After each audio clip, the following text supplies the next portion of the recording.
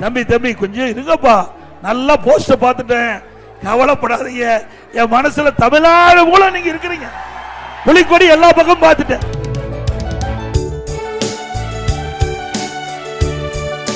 இன்னைக்கு வெளிநாடு போயிருக்கிறார், 5 முறை வெளிநாடு போயிட்டார். 5 முறை வெளிநாடு போய் என்ன முதலீட்டு ஈர்த்து வந்திருக்கிறீங்க? பெருசா எதுவும் இல்ல, எல்லாம் ஏற்ற அளவுல தான் இருக்குது. அதனால மக்களுக்கு எந்த பயனும் இல்ல. இன்றைக்கு அமெரிக்கா அதிபர் ட்ரம்ப் 50% வரி விதித்துட்டார். இங்க இருக்கின்ற பனியன் உற்பத்தி, பின்னலாடை தொழில், அந்த தொழில் செய்கின்றவங்க காலையில் ஆலோசனை கூட்டம் நடந்தது. அதுல தங்களுக்கு ஏற்படுகின்ற இழப்பை பற்றி சொன்னாங்க. இன்றைக்கு இந்த தொழில் 50% குறைந்து போச்சு.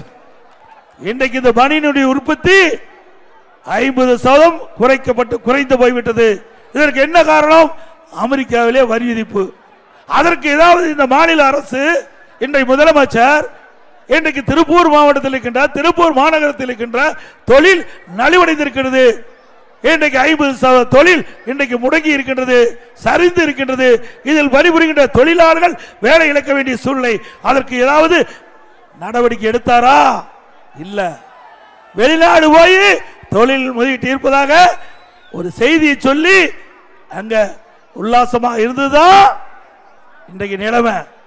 சரி, தொழில் முதலீட்டு ஈர்ப்பதா சொல்றீங்க. திராவிட முன்னேற்ற கழகம் ஆட்சிக்கு வந்து 52 மாத காலம் ஆகிவிட்டது.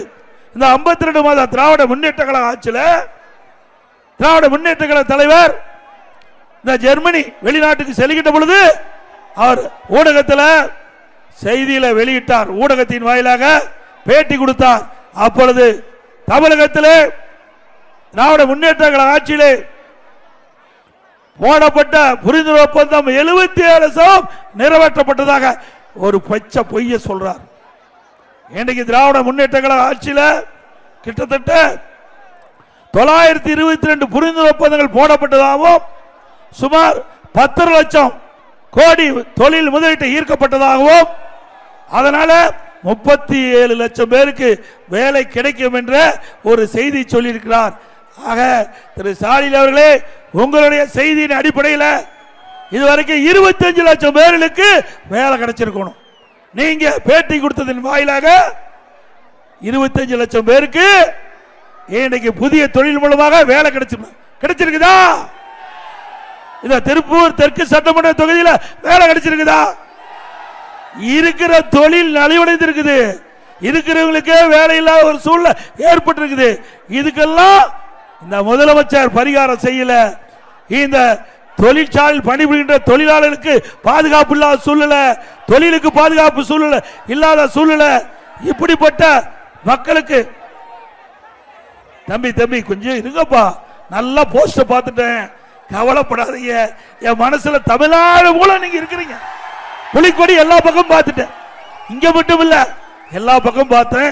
கொஞ்சம் கோஆபரேட் பண்ணுங்க ராஜாக்கள், கோஆபரேட் பண்ணுங்க. அது மட்டும் இல்ல, இன்றைக்கு இந்த திருப்பூர் நகரம் என்ன டாலர் சிட்டி, டாலர் சிட்டி என்று பெயர் பெற்ற மாநகராட்சி. இதுல தான் அந்நிய செலவாணி அதிகமா ஈட்டி கொடுக்குது தமிழ்நாட்டு அரசுக்கு. ஆக இன்றைக்கு இந்த தொழில் இன்றைக்கு வரி விதிப்பால், இன்னைக்கு அமெரிக்க நாட்டினுடைய வரி விதிப்பால் இன்றைக்கு பல பிரச்சனை சந்தித்துக் கொண்டிருக்கிறது.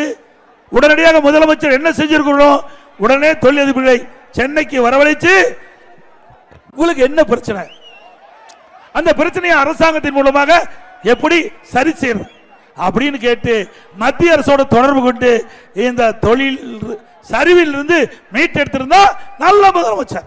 பிளே ஸ்டோர் மற்றும் ஆப் ஸ்டோரில் இருந்து பாலிமர் செயலியை QR கோடு மூலம் பதிவிறக்கம் செய்யுங்கள்.